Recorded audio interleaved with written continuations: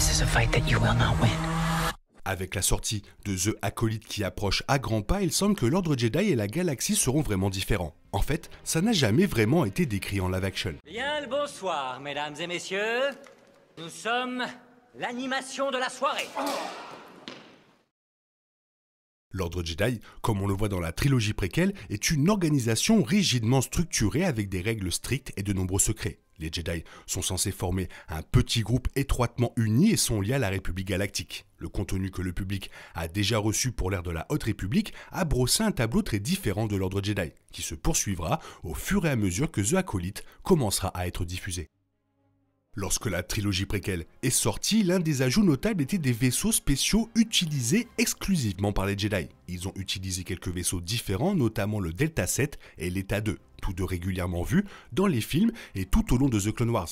Beaucoup de ces navires étaient connus pour leur maniabilité et leur puissance de feu. Ces navires sont complètement absents à l'époque de la Haute République, remplacés par un autre type de navire connu sous le nom de Jedi Vector. Également connus pour leur vitesse, ils étaient censés être une extension de la Force. Les systèmes d'armes d'un Jedi Vector étaient tellement adaptés aux Jedi qu'ils ne pouvaient être activés que via l'utilisation d'un sabre laser, ce qui semble manquer plus tard aux vaisseaux Jedi. À l'époque de la Haute République, une grande partie de la galaxie située le long de la bordure extérieure n'avait pas encore été découverte. La tâche de tracer de nouveaux chemins et de trouver de nouvelles planètes était entièrement laissée aux Jedi pendant cette période, car c'était un travail hyper dangereux. N'importe qui n'était pas qualifié pour un tel voyage, surtout quand on ne peut pas connaître le danger qui nous attend. Les Jedi étaient la meilleure chance de la galaxie pour apprendre quoi que ce soit sur qui se trouvait au-delà de ce qu'ils savaient déjà. Les missions dans la bordure extérieure établissent diverses choses, notamment la communication avec le reste de la galaxie. De nouvelles routes hyperspatiales ont été découvertes et de nouvelles planètes ont été explorées pendant cette période. Cela a contribué à établir la galaxie que les fans connaissent aujourd'hui, ce qui signifie que non seulement l'Ordre Jedi, mais le reste de la galaxie seront vraiment différents dans The Acolyte. Allant de pair avec l'accent mis par les Jedi sur l'exploration et l'expansion, ils ont établi des avant-postes Jedi à des points clés de la galaxie. Ils étaient pour la plupart placés le long de la bordure extérieure, servant de base pour faciliter l'exploration, mais aussi pour protéger les autres mondes environnants des mauvais acteurs qui se cachent dans l'espace inexploré. De nombreux Jedi se sont entraînés dans des avant-postes comme ceux-ci, grandissant à la frontière galactique plutôt que sur Coruscant. Le plus célèbre de ces avant-postes était la Starlight Beacon, qui semblait se trouver entraînée dans un désastre après un autre. Elle était dirigée par Avar Kriss et servait à son époque de bastion important contre les Drengir et les Nihil. Elle sera finalement détruite par les Nihil, tombant hors de son orbite et directement sur la planète Eram, juste en dessous. Un nombre incroyable de Jedi ont vécu pendant les événements de la trilogie préquelle. Ils étaient suffisamment nombreux pour faire la guerre aux séparatistes, même si leur nombre était aidé par les clones. Cela rend encore plus surprenant qu'à l'époque de la Haute République, les Jedi étaient encore plus nombreux qu'à l'époque militariste qui a suivi. Les Jedi étaient considérés comme au sommet de leur puissance à l'époque de la Haute République, avec leurs forces réparties dans toute la galaxie et au-delà. Les temples et les avant-postes étaient remplis à ras-bord de Jedi. Et pour cause, la galaxie était bien plus dangereuse à cette époque, nécessitant une force puissante pour lutter contre ces menaces persistantes. L'Ordre Jedi de la trilogie préquelle est connu pour son ensemble de croyances rigides. Un Jedi ne peut avoir aucun attachement, ne doit jamais envisager d'utiliser la force d'une manière qui serait considérée comme sombre et élimine généralement l'émotion de sa pensée. Ce n'était pas nécessairement le cas à l'époque de la Haute République, car l'Ordre Jedi est devenu si grand qu'il est également devenu beaucoup plus tolérant. À cette époque, les Jedi étaient beaucoup plus susceptibles d'embrasser l'amour et l'attachement. Ce n'était pas un problème de tomber amoureux comme c'était le cas pour Anakin Skywalker, mais cela était plutôt considéré comme faisant partie de la vie. Apprendre à équilibrer l'amour et la peur de perdre quelqu'un était une leçon importante à apprendre, et celle que la padawan Lula Talisola apprend dans la série de bande dessinée Star Wars The High Republic Adventure.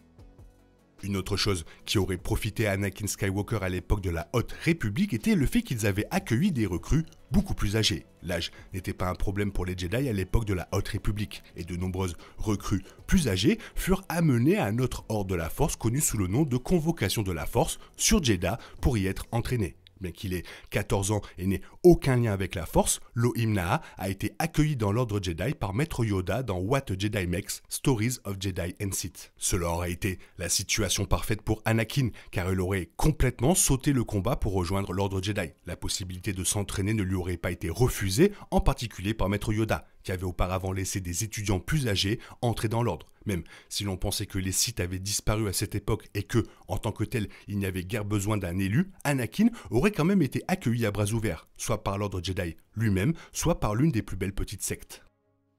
Au moment où la saga Skywalker se déroule, environ 100 ans se sont écoulés depuis la fin de l'ère de la Haute République. Pour cette raison, peu d'espèces auraient pu vivre assez longtemps pour survivre aux deux époques. Maître Yoda est l'un de ces Jedi vivant à la fois à l'ère de la Haute République et à l'ère impériale. Pour cette raison, la plupart, sinon la totalité des Jedi qui seront présentés dans The Acolyte seront exclusifs à l'ère de la Haute République. Il y a une chance que Maître Yoda apparaisse, mais à part cela, il y aura beaucoup de nouveaux visages, ainsi que le retour de personnages tels que Vernestra Raux, qui était un pilier d'autres contenus de la Haute République. Cela offrira l'opportunité de raconter des histoires plus passionnantes, offrant quelque chose de différent de ce que Star Wars a créé auparavant. À l'époque de la Haute République, les dangers survenaient de toutes parts, prenant la forme de monstres et de pirates. Les plus dangereux d'entre eux étaient les Nihil, un groupe de maraudeurs et de pirates qui attaquaient les lignes hyperspatiales à travers la galaxie. Les Nihil étaient connus pour leur haine envers les Jedi, estimant que leur expansionnisme était dangereux et privait les habitants de ces régions éloignées de leurs privilèges. Un autre monstre rencontré à cette époque était les Drengir, qui étaient un monstre sauvage et tentaculaire. Ils étaient obsédés par la consommation de viande et prospéraient dans le chaos des ténèbres et de la peur. Les Drengir étaient connus pour être résistants aux armes telles que les sabres laser, ce qui en faisait un ennemi très dangereux à affronter pour les Jedi. À cette époque de l'histoire, les Jedi et la République galactique n'étaient pas directement liés. Les Jedi ont peut-être aidé la République avec certaines choses en cours de route, mais n'étaient pas directement associés. Cela a donné naissance à un ordre Jedi non seulement plus autonome, mais également plus proactif. Bien qu'à un moment donné, les Jedi et la République soient devenus inséparablement liés, les Jedi partant même en guerre en leur nom, l'ordre Jedi et la Haute République a pu continuer sans être fermés ou inaccessibles. Il semblait que les deux avaient trouvé un équilibre parfait pendant cette période, avec une communication ouverte comme clé par opposition à une soumission directe. Il est peu probable qu'à cette époque, les Jedi soient entrés en guerre au nom de la République.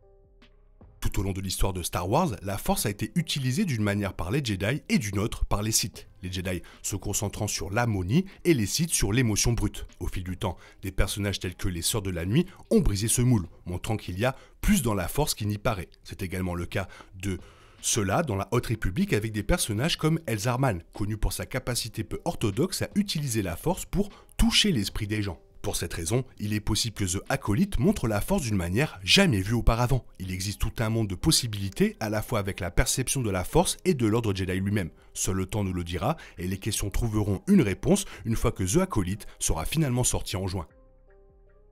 Voilà, je trouvais ça normal de mettre du contexte sur cette série The Acolyte, pour bien que vous compreniez le moment de cette série. Toi, qu'est-ce que tu en penses? Fais-moi part de ton avis dans la zone commentaire, sinon il est temps pour toi de reprendre le cours normal de ta vie. On se retrouve bientôt pour une nouvelle vidéo. Bisous bisous, bye bye, que la force soit avec toi.